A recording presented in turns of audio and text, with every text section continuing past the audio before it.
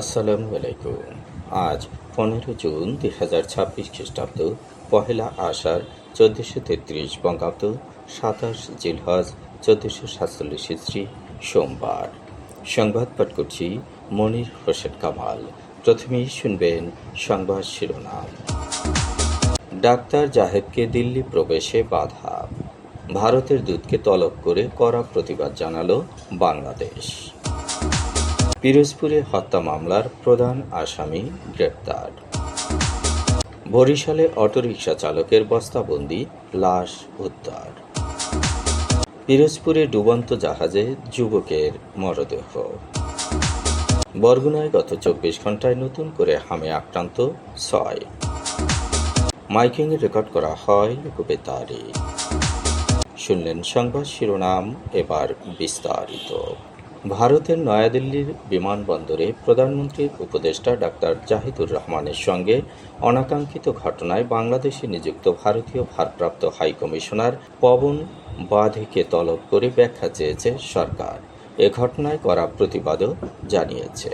আজ তাকে রাষ্ট্রীয় অতিথি ভবন পদ্মায় তলব করা হয়। সেখানে পররাষ্ট্র মন্ত্রণালয়ের কর্মকর্তা তার কাছে ঘটনার বিস্তারিত ব্যাখ্যা আছে এ ঘটনার কড়া প্রতিবাদ জানান। প্রধানমন্ত্রীর উপদেষ্টা জাহিদুর রহমান একটি সম্মেলনে যোগ দিতে ভারতের রাজধানী দিল্লিতে গেলেও ইমিগ্রেশনের বাধার মুখে অনেকটা সময় দিল্লি বিমানবন্দরে বসে থাকার পর শেষ পর্যন্ত সোমবার দুপুর নাগাদ ঢাকায় ফিরে এসেছেন। পিরোজপুরের জিয়ানগরে গৃহবধূর পরকীয়া দেখে ফেলায় নমিতা রানী নামে এক বৃদ্ধকে হত্যার মামলায় প্রধান আসামি কামাল পঞ্চায়েতকে গ্রেপ্তার করেছে র্যাব ৮। রোববার রাত ৮টার দিকে ভান্ডারিয়া পৌরসভার ৮ নম্বর ওয়ার্ডের ছোটকানুয়া এলাকার জামাল কাজীর বাড়িতে অভিযান চালিয়ে তাকে গ্রেপ্তার করা হয়। গ্রেপ্তারকৃত কামাল পঞ্চায়েত জিয়ানগর উপজেলার দক্ষিণ চণ্ডীপুর গ্রামের মৃত আবু পঞ্চায়েতের ছেলে। গত ২৮ মে জিয়ানগর উপজেলার চণ্ডীপুর ইউনিয়নের দক্ষিণ কলারন গ্রামের রাধেশ্যাম চন্দ্র পালের স্ত্রী নমিতা রানী পালকে পুত্রবধূ বন্যা রানী পাল ও তার পরকীয়া প্রেমিক কামাল পঞ্চায়েত শ্বাসরোধে হত্যা করে। এ ঘটনার পরদিন ২৯ মে নিহতের স্বামী রাধেশ্যাম চন্দ্র জিয়ানগরের ইন্দুরকানী থানায় বাদী হয়ে অভিযুক্ত ৫ জনের বিরুদ্ধে মামলা দায়ের করেন। এ সময় ওই গৃহবধূ বন্যা রানী ও তার মামা তাপস দেবনাথকে গ্রেপ্তার করা হয়। বন্যা রানী ও কামাল পঞ্চায়েত এর দীর্ঘদিনের পরকীয়া সম্পর্ক থাকায় শাশুড়ি প্রায় সময়ই বাধা দিত। ঘটনার দিন অন্তরঙ্গ অবস্থায় তাদের দেখে ফেলায় অভিযুক্তরা পরিকল্পিতভাবে এ হত্যাকাণ্ড ঘটায়। বরিশালে ৩ দিন আগে নিখোঁজ এক অটোরিকশা চালকের লাশ কালিজিরা নদী থেকে বস্তাবন্দি অবস্থায় উদ্ধার করা হয়েছে। আজ সকালে নদীর তেমাথা এলাকা থেকে লাশটি উদ্ধার করা হয়। নিহত ২২ বছর বয়সী নাজমুল মোল্লা নগরীর ২৬ নম্বর ওয়ার্ডের হরিণফুলিয়া জাগুয়া এলাকার বাসিন্দা আব্দুর রশিদ মোল্লার ছেলে। গত ১৩ জুন অটোরিকশা নিয়ে বাসা থেকে বের হন নাজমুল। এরপর সে বাসায় ফিরে আসেননি। ধারণা করা হচ্ছে অটোরিকশা ছিনতাইকারীরা তাকে হত্যা করেছে। পিরোজপুরের জিয়ানগরে ডুবে থাকা একটি জাহাজের ভেতর থেকে আবদুল্লাহ পশারি নামে এক যুবকের অর্ধগলিত মরদেহ উদ্ধার করেছে পুলিশ ও ফায়ার সার্ভিস।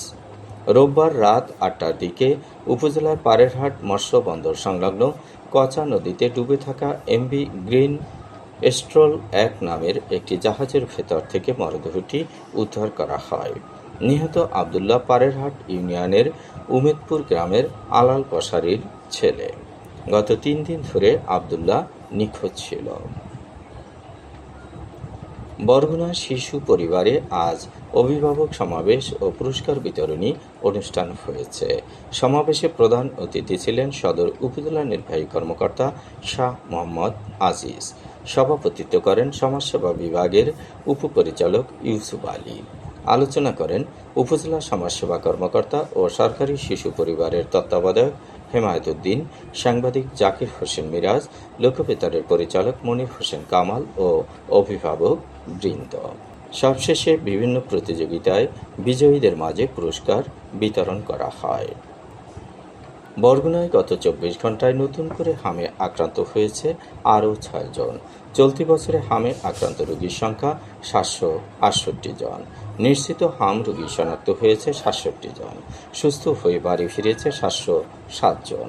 এখন পর্যন্ত মারা গেছে 9 জন। গত 24 ঘন্টায় বরগুনায় নতুন করে ডেঙ্গুতে আক্রান্ত হয়েছে আরও 3 জন। চলতি বছরে এখন পর্যন্ত ডেঙ্গু আক্রান্ত রোগীর সংখ্যা 151 জন। হাসপাতালে ভর্তি আছেন 7 জন। গত 24 ঘন্টায় ডায়রিয়ায় আক্রান্ত হয়েছে 31 জন। চলতি বছরে ডায়রিয়ায় আক্রান্ত রোগীর সংখ্যা 5,601 জন। সুস্থ হয়ে বাড়ি ফিরেছে 5,483 জন। মাইকিংয়ে রেকর্ড করা হয় লোকবেতারে। সুমধুর ও সুস্পষ্ট কণ্ঠে মাইকিংয়ের জন্য লোকবেতারের বিকল্প নেই। লোকবেতারের সাউন্ডপ্রুফ স্টুডিওতে করা হচ্ছে গান ও নাটকের রেকর্ড। সেই সাথে লোকবেতারের নামমাত্র টাকায় প্রচার করা হচ্ছে বিজ্ঞাপন। 15 সেকেন্ডের বিজ্ঞাপন প্রচারিত হচ্ছে মাত্র 500 টাকায়।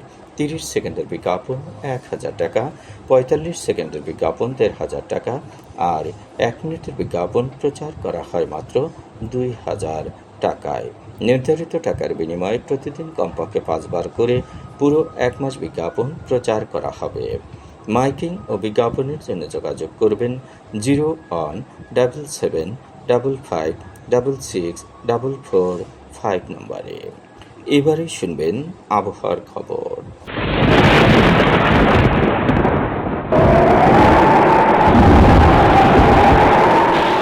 উপমহাদেশীয় উচ্চচাপ বলয়ের বর্ধিতাংশ পশ্চিমবঙ্গ এবং তৎসংলগ্ন এলাকায় অবস্থান করছে। মৌসুমের স্বাভাবিক লঘুচাপ দক্ষিণ বঙ্গোপসাগরে অবস্থান করছে। এর একটি বর্ধিতাংশ উত্তর পূর্ব বঙ্গোপসাগর পর্যন্ত বিস্তৃত। রাত এবং দিনের তাপমাত্রা একরকমই থাকতে পারে। দেশের বিভিন্ন স্থানে বজ্রসহ বৃষ্টি হতে পারে। আজ দেশের সর্বোচ্চ তাপমাত্রা ছিল ঈশ্বরদীতে 36.3 ডিগ্রি সেলসিয়াস এবং সর্বনিম্ন তাপমাত্রা ছিল সিলেটে 23 ডিগ্রি সেলসিয়াস। বরগুনার সর্বোচ্চ তাপমাত্রা 34 ডিগ্রি সেলসিয়াস, সর্বনিম্ন 25.3 ডিগ্রি সেলসিয়াস। আগামীকাল সূর্যোদয় হবে ভোর 5:11। সংবাদ শেষ করার আগে শিরোনামগুলো আবার পড়ছি। ডাক্তার জাহেদকে দিল্লি প্রবেশে বাধা। ভারতের দূতকে তলব করে কড়া প্রতিবাদ জানালো বাংলাদেশ। পিরোজপুরে হত্যা মামলার প্রধান আসামি গ্রেপ্তার। বরিশালে অটোরিকশা চালকের বস্তাবন্দি লাশ উদ্ধার। পিরোজপুরে ডুবন্ত জাহাজে যুবকের মরদেহ। বরগুনায় গত 24 ঘন্টায় নতুন করে হামে আক্রান্ত 6। মাইকিংয়ে রেকর্ড করা হয় লোকবেতারে। সংবাদ শেষ করার আগে জানিয়ে দিচ্ছি লোকবেতারের সংবাদ জানানোর মোবাইল নাম্বার। আপনার এলাকার গুরুত্বপূর্ণ সংবাদ জানাতে ফোন করুন 0-17755664445 নম্বরে। আর লোকবেতারের সাথে যুক্ত হয়ে গান শুনতে চাইলে SMS করুন 01782973478 নম্বরে। মোবাইল করবেন 01959438545 নম্বরে। বিশ্বের সব জায়গা থেকেই শুনতে পারবেন লোকবেতার। লোকবেতার FM.org ওয়েবসাইটের মাধ্যমে শুনুন সরাসরি অনুষ্ঠান। সংবাদ পাঠ এখানেই শেষ করছি।